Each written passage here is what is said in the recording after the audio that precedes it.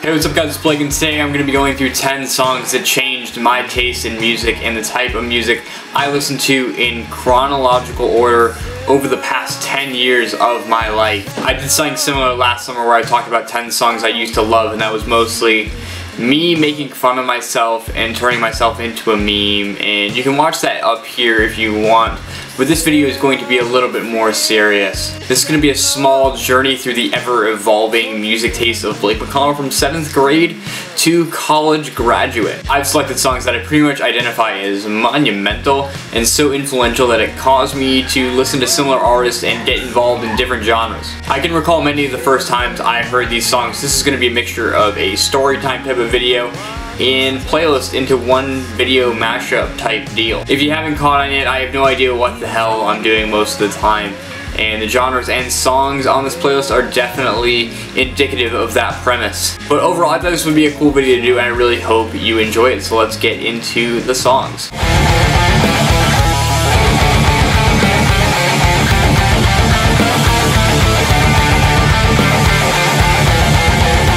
The list starts off in 2007 with the words "best friend" become redefined by Chiodos off of their album All's Well That Ends Well that came out originally in 2005. This is where the scene phase starts. Honestly, I was kind of a classic rock type of person until this moment, and one day my middle school girlfriend showed me this type of music and I instantly started loving it. I remember I went to Warped Tour in 2008 solely to see Chiodos, and that's really where I discovered most of the bands that I grew to love in middle school and the beginnings of high school as well. In that day on Warped, I saw bands like Anti-Flag, Mayday Parade, The Devil Wears Prada, Pierce the Veil, 303, All Time Low, and so many other scene bands who were then in the prime of their career. Listening to Chiodos for the first time really became monumental for me and was really the guiding step into this whole musical style that I've come to love.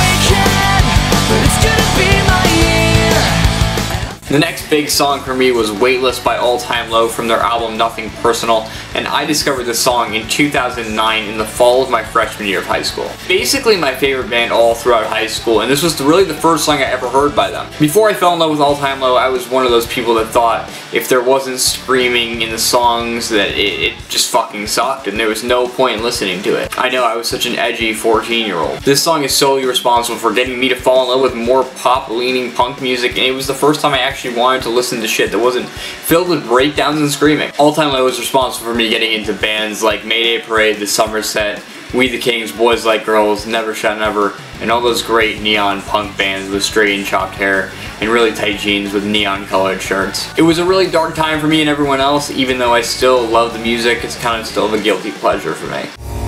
I'm just so tired. I spent this year as a ghost, and I'm not sure what I'm looking for.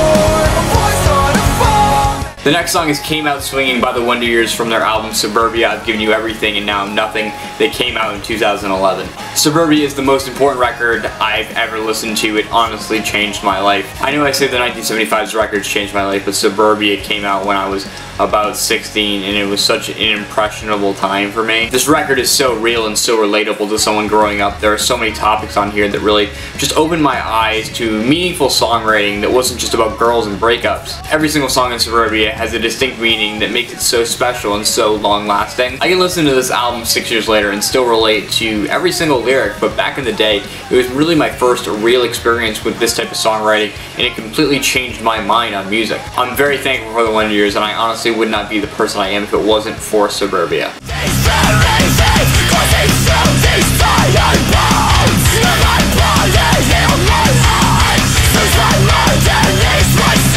The next song is a little shocking, but it's Let Live by Of Mice and Men from their album The Flood, which I got into in about 2012. 2012 was the peak of my scene life, where I got into bands like Sleeping with Sirens, Pierce the Veil, and Of Mice and Men. This little blip of metalcore on my radar in my music history is really interesting because it really came out of nowhere and oddly dominated my music taste until like the summer of 2014. It's so weird because my music taste began to gravitate more towards pop punk, and then out of nowhere I fell in love with Austin Carlisle, Vic Fuentes, and Kellen Quinn. I almost picked King for a Day for this slot, but Let Live was the song that really kickstarted everything for me and really got me into that type of music. It's very odd, but it definitely happened, and I can't say I'm upset about it.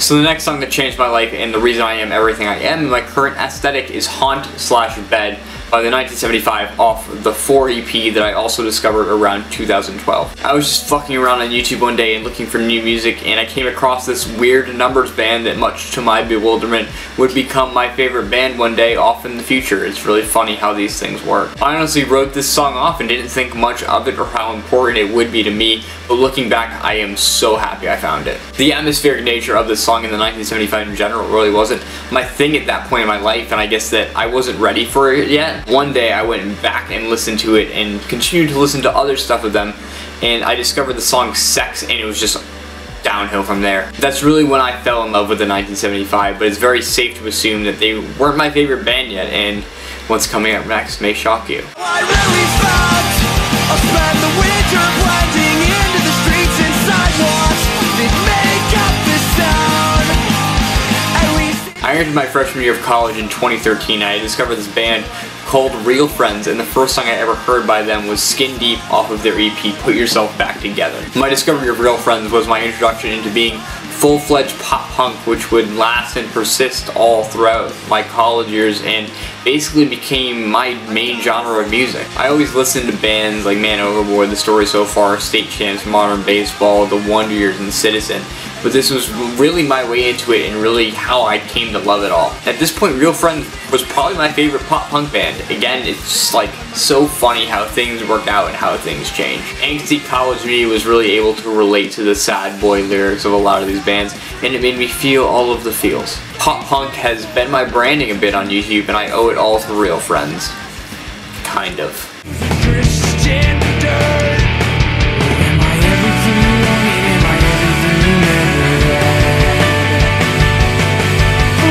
had? As time went on, I got bored with pop punk and got into emo, and the song that spurred all of this was This Old Ark by Have Mercy off of their album The Earth Pushed Back. And I got into this song and this album in fall of 2014. Have Mercy was the door into bands like Moose Blood, The Hotelier, Basement, Turnover, and others like them. I felt like I was maturing past a lot of the pop punk lyricism, and I found a lot of comfort in the more mature and more developed themes that a lot of the emo songs that I listened to had. Like, let's be real here, most pop punk sounds exactly the same, but there was some deviation in emo that really fascinated me around kind of 19 years old. I remember listening to The Earth Pushed Back on repeat over and over and over again for really the entire fall of 2014. It was an album that I really needed, and even though I'm not really a fan of those bands anymore, it was a really important time in my life and a really important genre that I needed.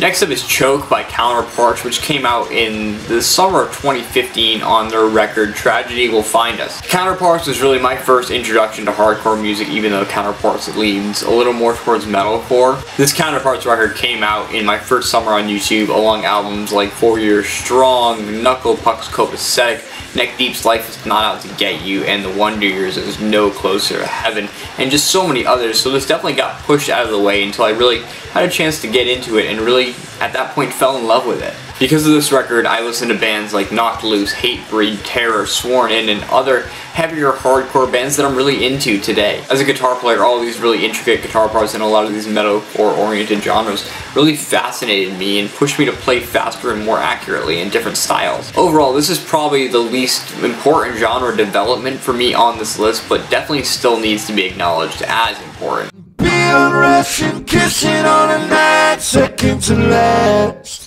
Finding both your hands if second sun came past the glass. Second to last, I chose 715 Creeks by Bon Iver from their newest album, 22 A Million, that just came out in late 2016, that I really started listening to last fall. I always was aware of Bon Iver, but never really appreciated them for the way that they deserve to be appreciated. 22 A Million was my doorway into the indie world, and the reason why I basically listened to all of the bands that I mainly listen to today. Bon Iver is another artist that has completely changed the way I think and what I like. The way Justin Vernon produces and incorporates so many different instrumental textures has just made me really appreciate the art of indie production and electronic incorporation into music. And when I think of musical geniuses, I think of Justin Vernon, and Bon Iver's newest music has really helped me get into artists like The Japanese House, Sylvan Esso, Fleet Foxes, Beach Fossils, and so many others like them.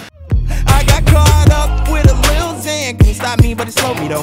Yeah, nigga famous, you don't know me though, but their DJ still play me though. Them I don't even need the radio, cause my new shit sound like a road. Last on this list, and probably the most unexpected, is Angels by Chance the Rapper, who has essentially taken over my life with the sheer amount of talent and intellectual contributions he has into pop culture and the music scene. I don't think I've ever experienced a more positive artist, and it makes it even better that he does it on such a high level and still manages to be successful. Chance is like straight up a national treasure and spreads positivity through everything he does, no matter what it is. Throughout the past 6 months, I've really gotten into rap and whatnot, and I can't think of somebody more talented and more grounded than him. I joke on Twitter that I love Migos and all these other really bad trap rappers, but I think Chance is really the best rapper of our generation and the one using his platform for the most amount of good, and I just love that factor about his music. Everything he stands for is so pure and so genuine, and it makes me love him and his music even more, and has inspired me to constantly look for new hip-hop and rap is on his level and speaks to his message. But that is it. Definitely let me know what you thought of my picks and my musical development over the past 10 years in the comments below, and what songs have really shaped you and shaped your music taste as well. And thank you so much for watching. Please like the video if you enjoyed it and subscribe for more. That would be awesome. Thank you so much.